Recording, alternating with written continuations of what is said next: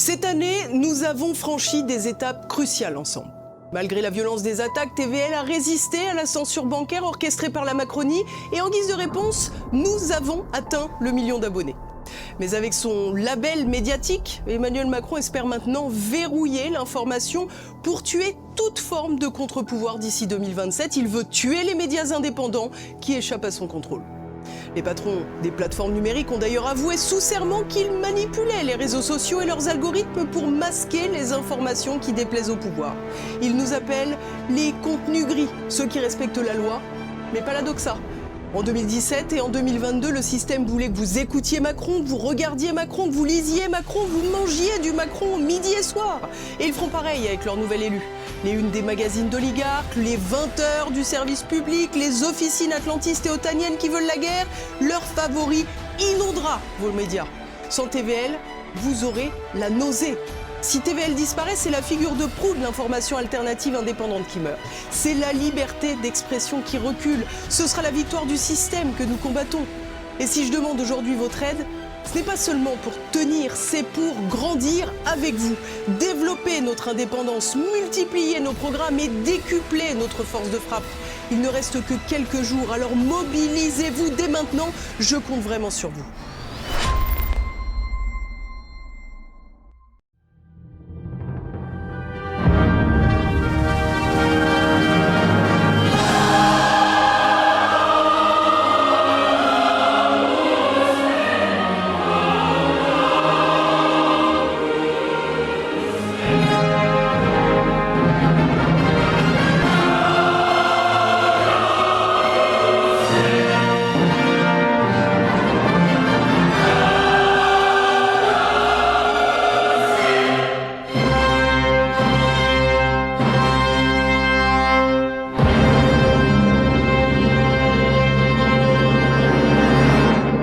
Bienvenue sur Terre de Mission, l'émission religieuse de TV Liberté, en ce dimanche 21 décembre, quatrième dimanche de l'Avent. 3 séquences, tout d'abord avec monsieur l'abbé Marin-Cotard, nous réfléchirons, nous nous préparerons à la fête de Noël, sur la spiritualité de Noël. Ensuite, nous accueillerons Marie Piloquet, qui a été rédactrice en chef d'un hors-série de l'Homme Nouveau, tout à fait brillant et tout à fait réussi esthétiquement et sur le fond. Saint-Pierre de Rome, 1700 ans de splendeur. Et ensuite, Gregor Pupink, directeur général de l'ECSJ, le Centre européen pour le droit et la justice, qui vient de publier un rapport sur la situation ô combien critique des chrétiens en Turquie.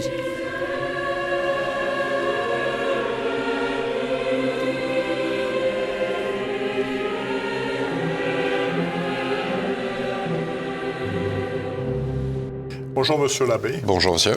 Donc dans quelques jours, nous célébrerons la fête de Noël. Alors que sait-on historiquement des événements de la naissance du Christ ? Alors, si on veut se fixer sur la date, sur l'année et tout ça, on a quelques informations. D'abord, quitte à casser un mythe, Jésus n'est pas né en 0 avant lui-même. Probablement, il est né autour de -4 et -6. On a des recherches archéologiques qui nous ont donné des précisions là-dessus, en particulier la mort d'Hérode, celui qui a fait le massacre des saints innocents. Lui, on sait qu'il est mort en -4. Donc ça nous donne une date limite pour la naissance du Christ. Pour ce qui est du 25, ce qui est intéressant, du 25 décembre, c'est que on a entendu pendant des siècles que l'Église avait piqué la fête de Sol Invictus et qu'en fait on avait christianisé une fête païenne. Les dernières recherches nous montrent que c'est l'inverse. C'est-à-dire que, en fait, on peut calculer assez précisément. On a 2 dates pour ça, et bizarrement, on va pas aller chercher du côté de Jésus, mais du côté de Jean-Baptiste. On sait que Jean-Baptiste a 6 mois de plus que Jésus, et la date de naissance de Saint Jean-Baptiste, on la connaît bien. Et c'est à partir de celle-là qu'on peut calculer la date de Noël, puisqu'on a retrouvé les calendriers sacerdotaux du temple. On sait que le père de Jean-Baptiste était prêtre, et on a retrouvé les calendriers du temple, et on sait à quelle semaine il était dans le temple, et à quelle semaine l'ange est venu lui dire qu'il aurait un fils. Et donc c'est un peu comme ça qu'on arrive à calculer, et on arrive à 1 ou 2 jours près, on est vraiment fin décembre, donc c'est assez proche de la date traditionnelle qui, elle, a été fixée de mémoire dès le IIIe siècle. On a cette date du 25 décembre pour le jour de Noël. Alors que représente la fête de Noël dans la vie de l'Église et dans la vie des chrétiens ? Alors, c'est une des deux grandes fêtes qui rythment l'année liturgique. On a Noël et Pâques, c'est les deux grands cycles de l'année, qui sont tous les deux, et ça manifeste l'importance de ces deux grandes fêtes, qui sont toutes les deux précédées d'une période de préparation, le carême pour Pâques et puis l'Avent pour Noël. Et c'est le grand mystère qui prépare finalement la rédemption par la mort et la résurrection de Jésus. Donc c'est pas exactement la fête de l'incarnation, puisque ça arrive 9 mois avant Noël, le 25 mars, à l'Annonciation, mais c'est quand même le mystère complètement fou d'un Dieu qui se fait homme et qui décide de venir nous rejoindre dans notre petitesse, dans notre faiblesse. Il fallait être Dieu pour inventer un truc pareil, en fait. C'est que même les gens qui connaissaient bien les prophéties de l'Ancien Testament, qui avaient lu les prophètes, qui avaient lu la Torah, beaucoup d'entre eux s'attendaient pas à un cadeau pareil de la part du bon Dieu. Alors, pour le commun des mortels, Noël, c'est la crèche. Quelles sont d'abord l'origine et ensuite l'actualité de la crèche? Alors, l'origine, on n'a pas toutes les informations, mais on partirait sur saint François d'Assise, qui a été le premier à faire jouer d'abord même des crèches vivantes, c'est-à-dire à faire jouer vraiment les personnages à des gens. Aujourd'hui, la crèche, ce qui est sympa, c'est que ça nous donne une petite piqûre de rappel dans les familles catholiques, où très souvent on a du mal à faire la prière en famille parce que les enfants se couchent pas à la même heure, on n'a pas fini les devoirs, il y a un truc qui traîne. Et en général, même des familles catho pratiquantes qui ont du mal pendant l'année à faire la prière, quand il y a la crèche, c'est ce petit moment familial où vraiment, on arrive à prendre le temps, au moins pendant l'Avent, de reprendre cette bonne résolution de prière en famille, ce qui est très bien puisque habituellement, on prend ces bonnes résolutions au 1er janvier, mais en fait, l'année liturgique commence au premier dimanche de l'Avent, c'est-à-dire au moment où on doit avoir la crèche dans les maisons. Donc c'est très bien de prendre cette bonne résolution de recommencer ou de commencer la prière en famille devant la crèche. Et puis voilà, il y a un côté mignon, il y a un côté enfantin qui est sympathique et où justement, c'est peut-être la fête dans l'année liturgique que les enfants attendent avec le plus d'impatience. Bon, évidemment, on n'est pas dupes, il y a les cadeaux, hein, mais où on rentre vraiment dans la spiritualité de Noël, dans la joie, dans la paix que nous apporte la fête de Noël. Alors justement, comment bien se préparer à Noël? Alors comment bien se préparer? Je dirais un mot pour les adultes, un mot pour les enfants, tant qu'à faire. Évidemment, la fête de Noël, c'est une fête de la petitesse, de l'humilité, de la douceur, de la joie, de la simplicité. Donc c'est toutes ces vertus qu'il faut essayer de travailler pendant la période de l'Avent, de manière à arriver à la messe de Noël avec les dispositions d'âme les plus grandes. Et puis pour les enfants, je dirais que on a l'habitude de recevoir des cadeaux à Noël, mais il faut pas oublier que c'est d'abord l'anniversaire de Jésus. Et que donc c'est peut-être à lui qu'il faut offrir un cadeau. Et que oui, c'est pas le carême, c'est un temps d'attente joyeuse, l'Avent, mais qu'il nous reste quelques jours là, et on peut offrir un cadeau à l'enfant Jésus pour son anniversaire. Et ce cadeau, c'est évidemment une âme belle, propre, qui s'est confessée, qui s'est préparée à la fête de Noël par des petits efforts, des petits actes de charité avec ses amis de classe à l'école, avec ses frères et sœurs, par l'obéissance ou le fait de rendre service à ses parents. Tout ça, ça participe aussi au fait de faire un beau cadeau au petit Jésus à Noël. Alors, quelles sont les grâces à attendre de la célébration de la fête de Noël? Alors, la grâce principale qu'on retrouve dans le texte évangélique, c'est la paix. C'est le mot des bergers, le mot des anges, aux bergers, la nuit de Noël, et paix sur la terre aux hommes de bonne volonté. C'est vraiment ce prince de la paix, comme l'appelle l'Ancien Testament. On était en situation de guerre avec Dieu depuis le péché originel, où on a rompu cette alliance, nos premiers parents ont rompu cette alliance entre Dieu et l'homme, et donc on est dans cette situation de conflit, d'autorité, on veut se faire Dieu à la place de Dieu, on veut décider pour nous-mêmes ce qui est bien, ce qui est mal. On est en conflit aussi entre nous, entre les hommes et les femmes, entre les jeunes et les vieux, entre les nations. On voit en ce moment malheureusement l'actualité de ce conflit-là, et on est en conflit à l'intérieur de nous-mêmes. C'est-à-dire, comme dit saint Paul, je fais pas le bien que je voudrais faire et je fais le mal que je voudrais pas. Et en fait, le Christ vient apaiser tous ces conflits-là. Il vient nous remettre dans la droite relation avec Dieu. Dieu qui vient lui-même pour que nous, on puisse rejoindre Dieu au ciel. Il vient mettre la paix entre les hommes. Puisque si on pratique un tant soit peu les vertus chrétiennes, on n'est pas censé se mettre sur la tête à longueur de journée. Et puis il vient mettre la paix à l'intérieur de la personne humaine aussi, en essayant de de spiritualiser, de surnaturaliser un peu nos passions, nos vertus naturelles, nos qualités, pour les amener justement vers quelque chose qui est plus proche de ce que Dieu veut pour nous. Donc on a la paix, on a évidemment la joie et toutes ces vertus dont je parlais, de simplicité, d'humilité, de petitesse, de gentillesse dans les petites choses. C'est tout ce côté enfantin et bucolique que nous apporte la fête de Noël. Eh bien, je vous remercie infiniment. Donc, je vous souhaite à tous de saintes fêtes de Noël, en famille. Et puis aussi peut-être en ayant une intention, voire une délicatesse ou une visite aux personnes qui n'ont pas de famille. Merci beaucoup. Merci, monsieur l'abbé. Je vous en prie. Donc, pour compléter cette actualité sur Noël, je vous renvoie à un petit conte, Le Noël de Notre-Dame, donc écrit par Arnaud de Cacrès, avec une préface de monsieur l'abbé Gaëtan de Baudard. Voilà, c'est une pièce de théâtre en 7 actes. C'est un conte de Noël qui met en scène les pompiers de Paris dans Notre-Dame, 6 ans après l'incendie de Notre-Dame. C'est charmant, c'est tout à fait édifiant, c'est très surnaturel et c'est aussi très bien illustré.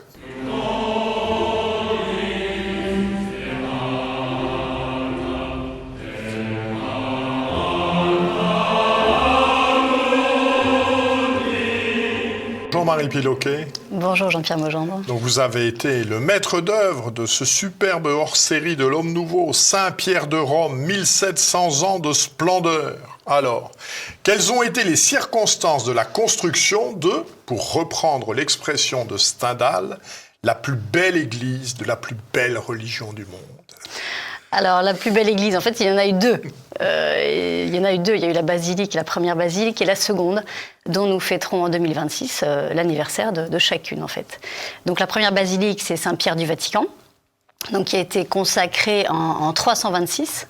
Donc, c'est l'empereur Constantin qui en est à l'origine, vraisemblablement sous l'impulsion de sa mère, qui était très pieuse, donc Sainte Hélène.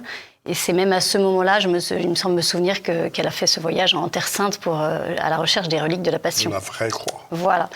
Donc Constantin va édifier donc Saint-Pierre du Vatican, un petit peu de la même façon que les basiliques romaines à l'époque se faisaient. Donc les basiliques romaines, c'était des monuments civils, en fait, des bâtiments publics qui servaient à rendre la justice, au commerce. Donc il va réutiliser ce plan-là en construisant une basilique, cette fois-ci religieuse, donc chrétienne. Par contre, beaucoup plus grande que toutes les autres, puisqu'elle fera à peu près, je crois, 120 mètres de long, ce qui était considérable pour l'époque. Et d'ailleurs, elle restera pendant des siècles entiers le plus grand édifice chrétien au monde. Voilà. Et donc, une fois que cette basilique a fait son temps, c'est-à-dire elle a duré jusqu'en 1506, où là l'édifice s'effondrait, et c'est Jules II qui décide de faire une nouvelle basilique, qui est la basilique Saint-Pierre de Rome, que tout le monde connaît. C'était un petit peu il avait à cœur de faire ce monument pour redonner à Rome une certaine couleur, c'est-à-dire une certaine prépondérance politique, mais aussi en faire la véritable capitale de la chrétienté. Voilà. Alors, qu'en est-il de la tradition selon laquelle la basilique aurait été construite sur la tombe de Saint-Pierre ? Alors, il y a une tradition, mais il n'y a pas qu'une tradition. Donc oui, la tradition veut que la basilique ait été fondée sur la tombe de Saint-Pierre. Et d'ailleurs, c'est toute la raison en fait du projet initial, parce que sinon pourquoi aurait-on construit un tel monument dans un lieu aussi difficile? Il faut savoir que Saint-Pierre de Rome est construit sur la colline, sur le versant sud de la colline du Vatican, donc c'est un terrain en pente. Il a fallu faire des travaux de terrassement considérables. Ça a été très compliqué, il y avait une zone de marécage, donc il fallait bien une raison en bonne et due forme, et cette raison c'était la tombe de Saint-Pierre, donc Saint-Pierre qui a été martyrisé dans le cirque de Néron, qui est juste à proximité en fait, et donc martyrisé, enterré très vite après, et donc Constantin a voulu faire coïncider la tombe de Saint-Pierre avec l'autel de sa basilique. Voilà, donc ça c'est la tradition. Mais il y a plus que la tradition depuis Pie XII. Donc Pie XII qui était un pape féru d'archéologie et qui a voulu un petit peu en avoir le cœur net. Et donc qui a commandé des fouilles dans les années 40. Des fouilles qui sont restées ultra secrètes. Personne n'était au courant. De grandes personnalités y ont participé néanmoins, dont l'archéologue et épigraphiste, c'est ça, italienne, Margherita Guarducci. Donc c'est une aventure assez extraordinaire que nous racontons dans ce hors-série. Une aventure qui finit jusqu'à ses ossements retrouvés, longtemps conservés dans une petite boîte en carton, voilà, parce qu'on ne savait pas ce que c'était ni à qui ils appartenaient. En réalité, voilà, des études par la suite, études plus scientifiques, ont trouvé que c'était les restes d'un homme, voilà, d'un homme. L'arthrose, qui est la maladie des pêcheurs. C'est ça, maladie commune aux pêcheurs de l'époque. Et donc c'est ce qui a fait dire en audience générale au pape Paul VI, c'est ça, en juin 68, nous avons toute raison de croire que les restes mortels, petits, je crois que c'est petits mais sacro-saints, ont été retrouvés. Voilà. Alors, quels ont été les principaux artistes, acteurs de cette merveille inégalée ? Donc on ne connaît guère évidemment avec les années les artistes de la première basilique, donc Saint-Pierre du Vatican. En revanche, on connaît beaucoup mieux ceux de la suivante. Donc en fait, c'est une succession de génies un peu inégalés qui ont participé à cet ouvrage. Mais ça a duré extrêmement longtemps puisque ça a duré 120 ans. Près de, voilà, même un peu plus, près de 2 siècles. Et on s'étonne, c'est vrai, à voir ce monument aujourd'hui, on s'étonne de voir, c'est Laurent Andrieux d'ailleurs qui l'écrit très bien, de voir autant d'harmonie. On a l'impression que tout a été fait d'un seul coup. D'un seul coup. Par une seule personne. Exactement. Alors que non, pas du tout. Au tout début, et je ne donnerai que quelques noms parce qu'ils sont très nombreux à s'être succédés à la tête du chantier, mais d'abord il y a eu Maderno, Bramante, l'architecte Bramante qui a eu le projet initial et qui a imaginé donc ce plan en croix grecque, donc inscrite dans un carré, avec un grand dôme principal, des dômes secondaires, etc. Après, à sa mort, le chantier s'est un peu enlisé. Il a fallu attendre une 40aine d'années pour que Michel-Ange prenne la tête de ce projet.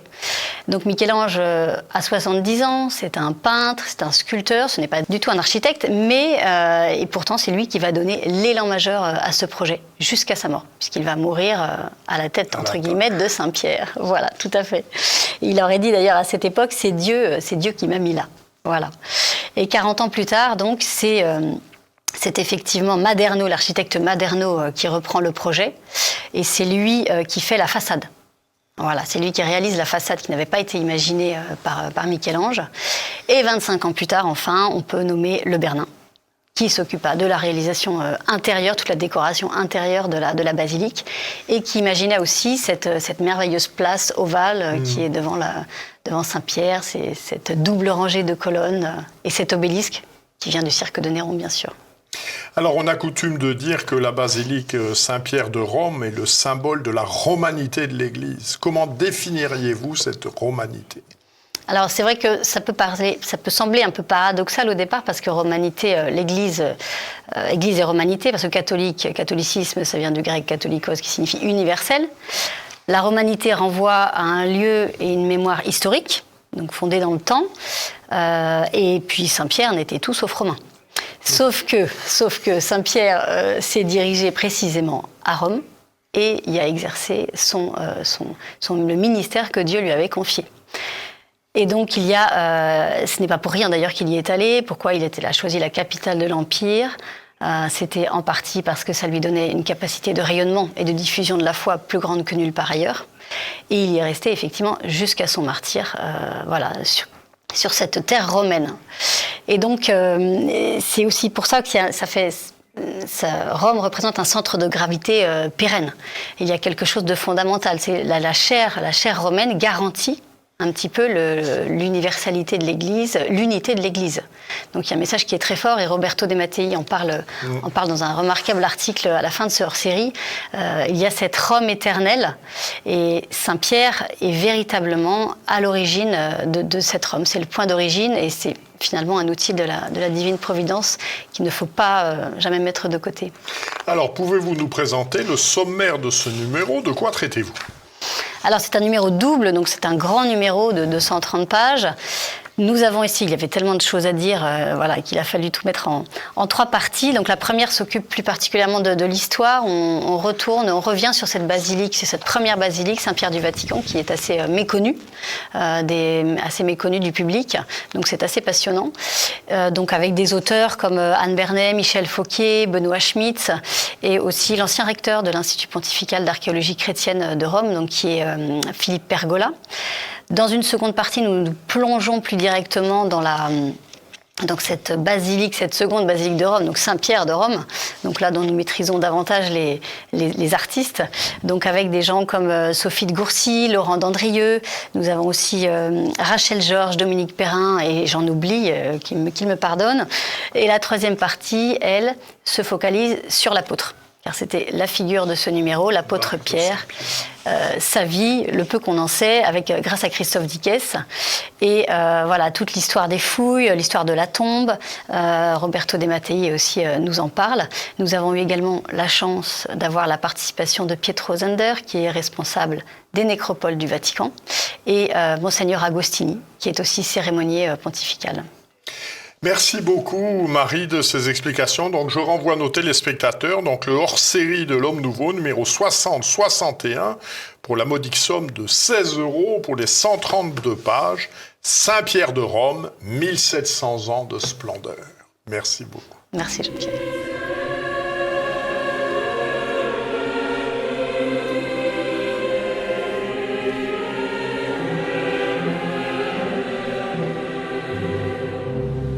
Bonjour Grégoire Puping. Bonjour Jean-Pierre. Donc vous venez de publier un rapport sur la persécution des chrétiens en Turquie. Alors quels sont les liens historiques de la Turquie avec le christianisme ? Alors les liens évidemment sont énormes, sont bien connus. La Turquie, ou en tout cas l'Anatolie, on devrait plutôt dire, cette péninsule, est qualifiée de terre sainte par le pape Léon. Terre sainte pour l'Église, pourquoi ? Bien parce que Saint Jean y a habité, parce que Paul de Tarse est originaire aussi de la région, la Sainte Vierge aurait aussi vécu avec Saint Jean. Les premiers conciles ont eu lieu en Anatolie, sur la côte. En fait, il faut comprendre que l'Anatolie était largement hellénisée à cette époque. Toute la côte, sur la côte ouest, la côte était grecque. Et donc, l'Anatolie faisait partie de l'ensemble culturel de la Méditerranée, de la Grèce, et donc était bien sûr entièrement une terre chrétienne. Alors, quelle est la situation des chrétiens à la chute de l'Empire ottoman, c'est globalement après la Première Guerre mondiale ? Oui, alors voilà, je pense qu'il faut reprendre déjà 1915, lorsqu'il y a le fameux, donc pendant la guerre, lorsqu'il y a le fameux génocide. Ce qu'il faut comprendre, c'est que il y a eu l'Empire ottoman, qui est un empire. Un empire, c'est par définition multiculturel, multilinguistique, multiethnique, et donc ça tient par un pouvoir central qui est l'Empire ottoman. Au XIXe siècle, il y a le grand mouvement d'affirmation nationale, et en même temps, le démembrement progressif de l'Empire ottoman. Les deux sont liés. L'affirmation, par exemple, grecque, qui conduit à la libération de la Grèce, à la renaissance de la Grèce, à la nation grecque, au pays, et donc aussi corrélativement au démembrement de l'Empire ottoman. Il y a une forme de rétrécissement progressif de l'Empire ottoman sur l'Anatolie, qui aboutit en fait à la fin de la Première Guerre mondiale, où l'Empire disparaît, perd l'ensemble de ses possessions, et il ne reste plus que cette péninsule. Et là, la question pour les gens qui habitent là, c'est qui sommes-nous ? En fait, nous ne sommes plus la tête d'un empire multiethnique.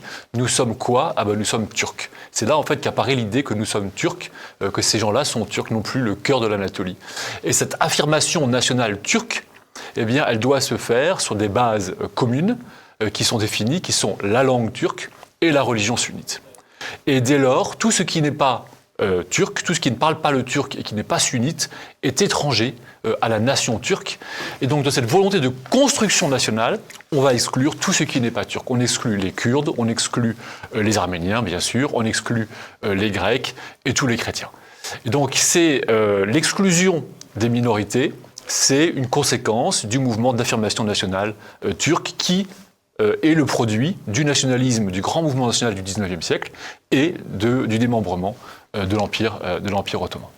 Alors, comment passe-t-on globalement de 20% de la population de cette région qui est chrétienne à 0,3% aujourd'hui? Alors, on est même passé quasiment de 90% en fait, de chrétiens à 0,3%. Alors, pendant l'Empire ottoman, il y avait pendant longtemps une majorité de chrétiens en Anatolie. Il y avait une minorité musulmane. Les Turcs, en fait, se sont convertis à l'islam lorsqu'ils ont migré. Et en fait, l'islam est un appareil extraordinaire de domination.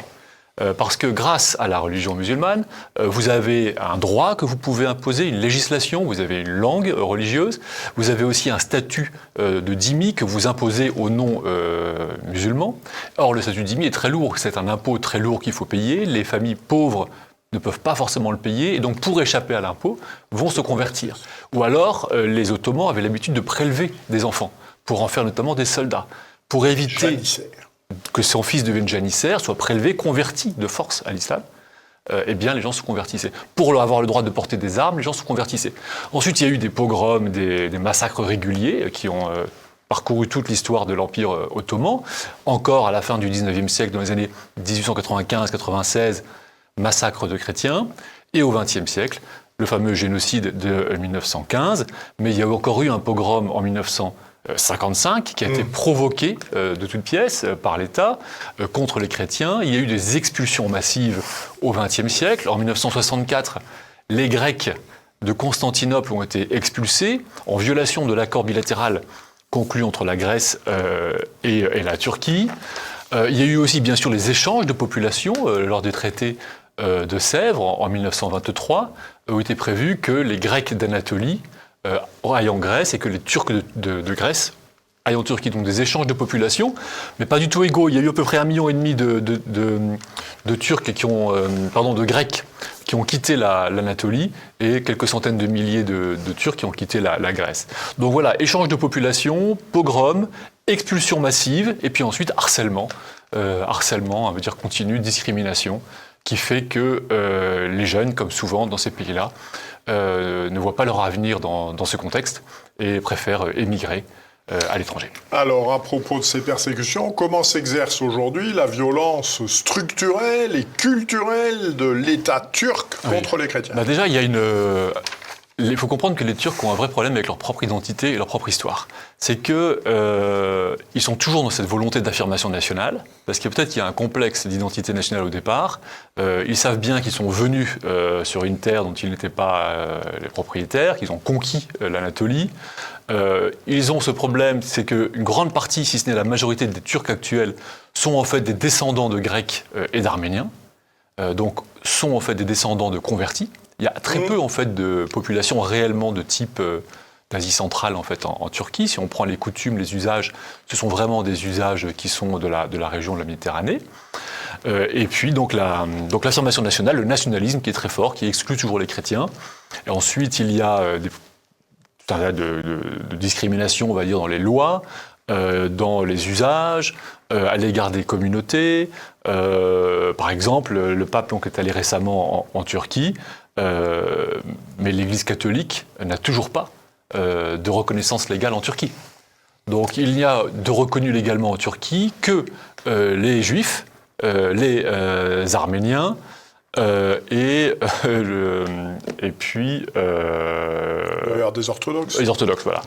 Et les Grecs, bien sûr. Mais les autres ne sont pas reconnus. Donc les catholiques, par exemple, n'ont pas de reconnaissance légale, donc ne sont pas propriétaires de rien.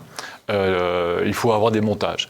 Il y a aussi, par exemple, le refus systématique de la Turquie dans un but de contrôler l'Église grecque, de reconnaître le statut du patriarche de Constantinople, de donner une liberté dans l'enseignement des séminaires orthodoxes en Turquie. Il y a une politique également actuellement de spoliation des biens des églises chrétiennes par le biais de la réglementation, par des procès à n'en plus finir. Donc il y a des centaines de biens qui ont été, même des milliers de biens qui ont été spoliés en 1974 par la justice turque, des biens chrétiens qui n'ont toujours pas été rendus. Il y a actuellement 200 biens catholiques, par exemple, qui ont toujours été spoliés, qui sont encore spoliés, dont l'Église réclame le retour. Enfin, il y a des politiques d'expulsion importantes. Il y a eu, depuis 2019, environ 150 chrétiens qui ont été expulsés de Turquie parce que chrétiens et étrangers. Ce sont des personnes qui vivaient sur place, des Européens, des Allemands, des Français, des Anglais, qui vivaient sur place, parfois depuis 25 ou 30 ans, avec leur famille. Et parce que chrétiens, et ayant une petite activité parfois apostolique autour dans leur entourage, eh bien, ont été chassés du pays avec leur famille. Alors comment, dans ces conditions, peuvent fonctionner les églises ? Alors les églises fonctionnent qu'à un cas, comme elles peuvent. Celles qui ne sont pas reconnues ont bien des difficultés, par exemple, parce que les bâtiments qu'elles possèdent ne peuvent pas être au nom de l'église, donc elles sont au nom de personnes, des prête-noms. Alors les prête-noms, ça peut être des saints, mais si vous avez un prête-nom, ensuite l'administration va venir par derrière et va vous dire ceci, et donc ensuite elle va spolier le bien. Donc en fait c'est extrêmement compliqué, y compris pour les Grecs, qui pourtant sont reconnus, ou les Juifs. Et puis ensuite il y a, aujourd'hui en Turquie, il n'y a plus que 2500 Grecs orthodoxes. Alors qu'avant, l'Anatolie était largement grec-orthodoxe. Eh bien, ces 2500 Grecs orthodoxes, en fait, ils ont hérité du patrimoine considérable de l'Église orthodoxe. Et donc, ils ont des centaines, voire des milliers de biens à gérer. Et donc, évidemment, ils constituent une proie considérable pour tout ce qui est mafia et autres intérêts qui veulent mettre la main sur ces terres. L'exemple d'une technique toute bête, un des plus anciens monastères chrétiens au monde, Mor Gabriel, dans l'est de l'Anatolie, possédait d'immenses terres, parce que c'était un chrétien un monastère dans le désert. Eh bien, sur ces terres, des arbres ont commencé à pousser. Bon, parce que c'était cultivé autrefois, ça l'est moins, donc des arbres poussent. Et il y a une loi en Turquie qui dit que toute forêt appartient à l'État. Et donc voilà, l'État est venu et a spolié, pris les biens en disant c'est une forêt, donc ça nous appartient, donc vous êtes privé de la propriété.